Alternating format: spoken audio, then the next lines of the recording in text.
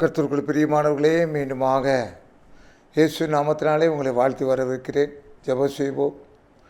ஆண்டவரே, இந்த ஆண்டு இறுதிக்குள்ளாக எங்களை நீர் கொண்டு வந்திருக்கிறீர் கர்த்தாவே. நீர் பாராட்டின கிருபை பெரிதாண்டவரே. இந்த நாளில் கர்த்தாவே உம்முடைய வார்த்தை வெளிவருவதாக நாங்கள் கேட்டு எங்களை திருத்தி கொண்டு வருத்தி கொண்டு மகிழ்வுருவமாக இயேசு முன்னிலையாக வேண்டுகிறேன் நல்ல பிதாவே, ஆமென். கர்த்தருக்கு பிரியமானவர்களே, 49 லேவியாகமம் 25:8 வசனம். அன்றியும் 7 ஓய்வு வருஷங்கள் உள்ள 7 வருஷங்களை எண்ணுவாயாக. அந்த 7 ஓய்வு வருஷங்களும் 49 வருஷம் ஆகும். இன்னும் 2வது வசனம் இதில் லேவியாகமம் 25:2. இஸ்ரவேல் புத்திரருடைய சொல்ல வேண்டியது என்னவென்றால், நான் உங்களுக்கு கொடுக்கும் தேசத்திலே நீங்கள் போய் சேர்ந்திருக்கும்போது தேசம் கர்த்தருக்கென்று ஓய்வு கொண்டாட வேண்டும். தேசம் கர்த்தருக்கென்று ஓய்வு கொண்டாட வேண்டும். இப்போ இந்த ஆண்டு இறுதிக்குள்ளாக வந்திருக்கிறோம். நாம் இப்பொழுது ஓய்வு கொண்டாட வேண்டும்.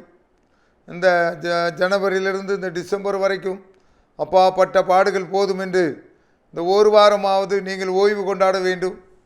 உங்களுடைய பேரன் பேத்திகளோடு உங்களுடைய நேரங்களை செலவு பண்ண வேண்டும். உங்களுடைய பிள்ளைகளோடு நீங்கள் நேரத்தை செலவு பண்ண வேண்டும். கர்த்தர் எல்லாவற்றையும் நேர்த்தியாக செய்திருக்கிறார். மனுஷனுக்கு என்ன கட்டளை கொடுக்கிறார்? 6 நாள் நீ வேலை செய்வாயாக, 7ஆம் நாள் உன் தேவனுடைய கர்த்தருடைய ஓய்வு நாள்.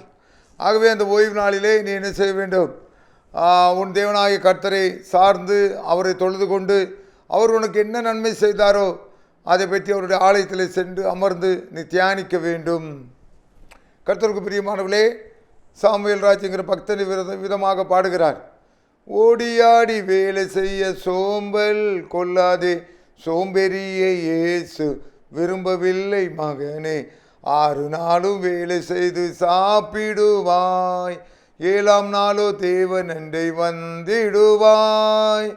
6 நாளும் வேலை செய்து சாப்பிடுவாய், 7ஆம் நாளோ தேவன் அண்டை வந்திடுவாய்.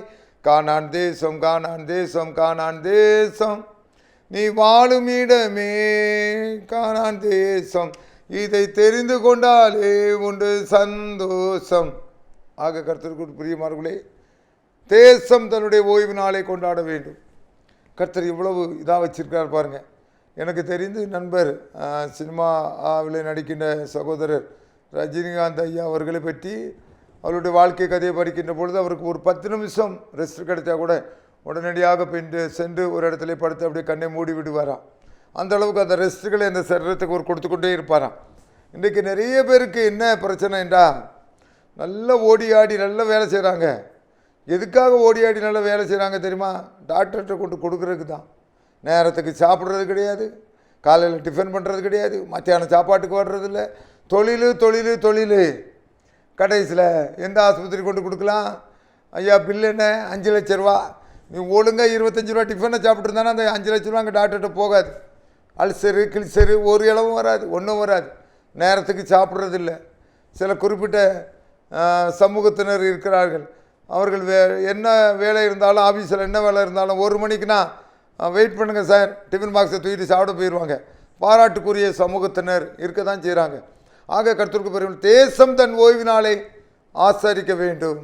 7 வருஷத்துக்குமாக சேர்த்து 49 வருஷங்கள் தேசம் தன்னுடைய ஓய்வு நாளை ஆசரிக்க வேண்டும் என்பது தேவனுடைய நீதியாக இருக்கிறது. இன்றைக்கும் கர்த்தர் உன்னிடத்தில் என்ன சொல்லி கொண்டிருக்கிறாய்? கர்த்தர் என்ன சொல்லுகிறார் என்றால், என் நெஞ்சமே நீ தேவனையே நோக்கி அமர்ந்திரு. தேவனுடைய சமூகத்திலே அமர்வதற்கு நீங்கள் கற்றுக்கொள்ள வேண்டும். உன் செய்கையிலெல்லாம் கர்த்தருக்கு ஒப்புவி. இந்த 2023ஆம் ஆண்டு நீங்கள் எப்படியோ தடுமாறி வந்து விட்டேன் என்று நினைக்கிறீர்கள். இல்லை, நீ செஞ்ச சின்ன சின்ன ஜெபம், உன் பாட்டி செஞ்ச ஜெபம், உன் தாத்தா செஞ்ச ஜெபம், இந்த அளவுக்கு உன்னுடைய குடும்பம் கட்டப்பட்டு கொண்டு இருக்கிறதே தவிர, சமாதானத்தோடு இருக்கிறதே தவிர வேறு ஒன்றுமில்லை. ஆகவே தேவனுடைய சமூகத்திலே நீ எவ்வளவு நேரம் செலவு பண்ணுகிறாயோ அவ்வளவு நேரம் நீ என்ன செய்ய முடியும்? வெற்றி பெற முடியும். ஆண்டவராகிய இயேசு கிறிஸ்து லூக்கா 23:22 அதிகாரத்தில் இங்கே பார்க்கிற வேளையிலே சிலுவையினுடைய துன்பத்தை அனுபவிக்கப் போகிறார். அதுக்கு முந்தின நாள், அப்பா பிதாவே, அங்கே தேவனுடைய சமூகத்திலே அங்கே தன்னுடைய சரீரத்துக்கும் தன்னுடைய சிந்தனைக்கும் எல்லாவற்றுக்கும் தேவனுடைய சமூகத்திலே காத்து கிடக்கிறார். அங்கே பேதுரு இடத்துல அந்த நேரத்தில் ஜெபம் பண்ண வேண்டிய இடத்துல அங்கே பேதுரு ஜெபம் பண்ணலை. ஆண்டவர் சொன்னார், 1 மணி நேரம் கூட விழித்திருக்க முடியாது ஐயா. ஐயா நீ ஜெபம் பண்ண வேண்டிய நேரத்தில் ஜெபத்தை பண்ணணும் ஐயா, வேலை செய்ய வேண்டிய நேரத்தில் வேலையை செய்யணும் ஐயா, சாப்பிட வேண்டிய நேரத்தில் சாப்பிடணும் ஐயா, தேசம் தன்னுடைய ஓய்வு நாளை என்ன செய்யணும், கொண்டாட வேண்டும். நீ இதை செய்கிற நேரத்தில் அதை செய்ய மாட்டா, இப்போ தான் எனக்கு வேலை வந்திருக்குப்பா, கிடையாது. எந்தெந்த நேர காலகட்டத்தில் எப்போ தூங்க போகணுமோ அப்போ தூங்க போனோம். ராத்திரி 1 மணி வரைக்கும் செல்ஃபோனை பார்த்துட்டு கிடக்கிறா, ஒரு காலையில் 5 மணிக்கு எழும்ப மாட்டேங்க, காலையில் 5 மணிக்கு எழுப்பி பழகா, எவ்வளோ ஆசீர்வாதமாக இருக்கும் தெரியுமா? எடுத்து நல்லா பல்ல தேய்ச்சிட்டு உட்காந்து ஜெபிச்சுட்டு பைபிள் படிச்சுட்டு போ. இந்த 2024ஆம் ஆண்டு உனக்கு சூப்பர்யா. நீ அது இல்லாமல் செல்லையே நோண்டிட்டு இருக்கிற, என்னத்தை பார்க்க போகிறா செல்லில்? அங்கே என்னத்தையா இருக்குது மனுஷனுக்கு? ஒன்றுமே இல்லை. ஆகவே இந்த தேவனை தேடு, ஓய்வு நாட்களை ஆசரி, உன் உடம்புக்கு ரெஸ்ட்டை கொடு, உன் மூளைக்கு ரெஸ்ட்டை கொடு, உன் தொழிலில் எல்லாவற்றிலும் வெற்றி சேர்க்க வேண்டும் என்றால் எல்லாவற்றுக்கும் மேலாக ஓய்வு நாளை ஆண்டவருக்கு என்று கொடு. கர்த்தர் உன்னை வாழாக்காமல் தலையாக்குவார். ஆண்டவரே, இந்த 2024ஆம் ஆண்டு பிறக்கப் போகிறது ஆண்டவரே. இவர்கள் ஒவ்வொருவரும் கர்த்தாவே தங்களுடைய வாழ்க்கை பாதைகளை ஆண்டவரை சீரமைத்துக் கொள்ளட்டும் கர்த்தாவே. செல்போனிலே மூழ்கி கிடக்காதபடி கர்த்தாவே, அதில் ஒன்றுமே இல்லை தகப்பனே. ஆண்டவரே, இவர்கள் உம்மை தேடட்டும் கர்த்தாவே. உமக்கென்று நேரங்களை ஒதுக்கட்டும், காலங்களை ஒதுக்கட்டும், உம்மிடத்திலே அமரட்டும், உம்மை பற்றி தியானிக்கட்டும். அந்த நன்மைகளை இவர்கள் ஒவ்வொருவருக்கும் செய்வீராக. இயேசுவின் வழியாக வேண்டுகிறேன் நல்ல பிதாவே. ஆமேன், ஆமேன்.